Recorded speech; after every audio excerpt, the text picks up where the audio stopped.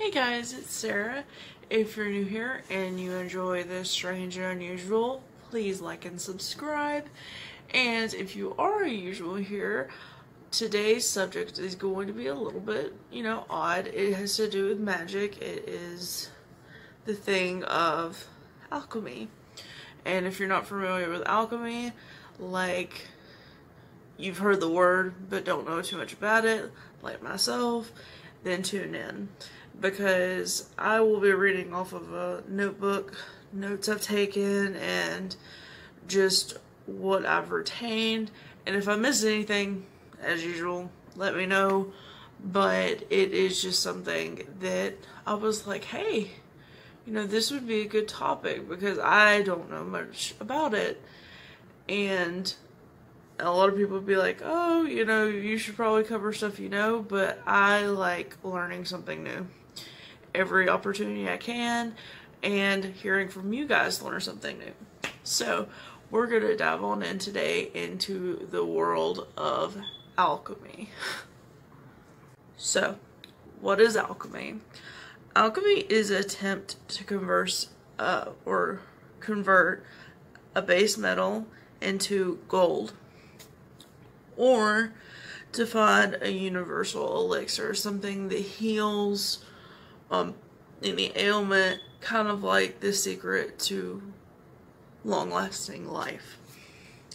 So, when you think of alchemy, you think of it as you take basic matter and taking that basic matter and changing that matter, as in transmutation.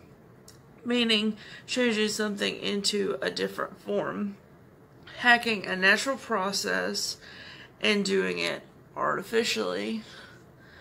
So there are two types of alkaline metals, which is noble metals and base metals. The noble metals are gold, representing the sun, silver representing the moon, which are the noble metals. The base metals are mercury, representing Mercury, copper representing Venus, iron as Mars, tin as Jupiter, and lead as Saturn. There are so many different symbols in alchemy, and I'm just going to cover a few. Now, with arsenic, it is a symbol for enlightenment or direction. Copper is love, balance, feminine power. Gold, heightened self-transformation. Magnesium, ascension or eternity. And antimony, which is animal spirit or wild nature. There are a few others, but that's just a few to cover. Now, there are two types of alchemy. There are two types of alchemy agents. Particulars, who only do one thing, such as turning one base into a noble metal. And then there's universals, who can use the Philosopher's Stone that could turn any base metal to gold. So you could take tin, lead, copper, arsenic, magnesium, and turn that into gold with the Philosopher's Stone. Now, in alchemy, there's 4 basic elements in nature, which also follows along with astrology, different categories, falls along with like a different line of principles, which are air, fire, water, and earth.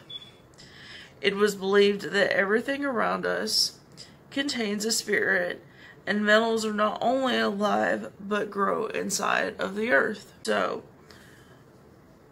how is alchemy conducted? How does it work? Well, from what I've read, it's you strike a measurement of electricity to a metal, taking out hydrogen proton to create a noble metal, keeping neutrons from reacting with other atoms. So you isolate it from what it said. Now, there are just so many rumors of alchemy being performed that I could not cover it. But something that was interesting is there's also the belief that alchemy influences chemistry by it not being a proto-science, but the use of procedures, equipment, natural materials in creating a compound. Just like chemistry, you're using equipment, you're combining the two chemicals or elements to make something new, which is kind of like the principle of alchemy, but the goal of alchemy is to get gold or the elixir.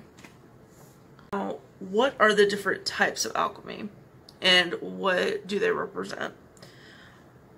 Chinese alchemy, which is more so medical focus and focus on immortality, more focus on the elixir. Hellenistic alchemy is artistic. Arabic alchemy, knowledge or writing. Latin alchemy is science. Now, these are just a few simple ones. Different shows or different books that have gone into it have shown like different types of alchemy in it, just depending on, I guess, like the culture or what they're trying to represent. But you know, there's like different types of anime, books, shows, movies about it. I don't know how in depth all of it goes, but these are just a few. But I am going to show like a few symbols and kind of what they represent. Like, I've seen a couple of videos before, and it's like whatever symbol draws you in is what type of alchemy or metal you'd be drawn to and what purpose you would want to obtain with this. Would you want to obtain something more pure or something more materialistic? So I'm going to get into that and show y'all basically the symbols and describe each one. Kind of like I did earlier by saying like which represents which, but yeah. So I hope you guys can kind of get a feel off of that, and I did it myself, and I was kind of surprised by the answer. So I'm gonna show y'all guys the symbols.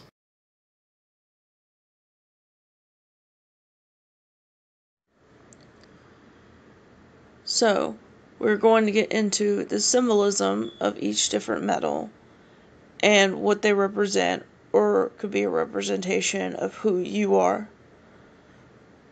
So, here we go. If you choose this symbol, silver, you are a healer. You are intuitive. If you chose this next symbol, lead, you are mentally strong. You can take on a lot. This one is 10. You are wise and an old soul.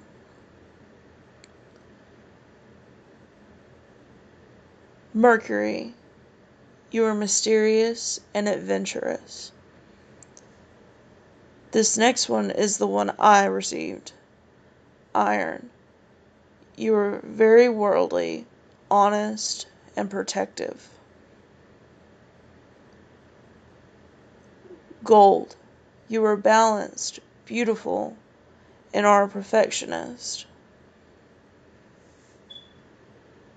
The last on this list, copper. You are artistic and rather sexual, if we're being honest. Which of these did you choose? Leave in the comments.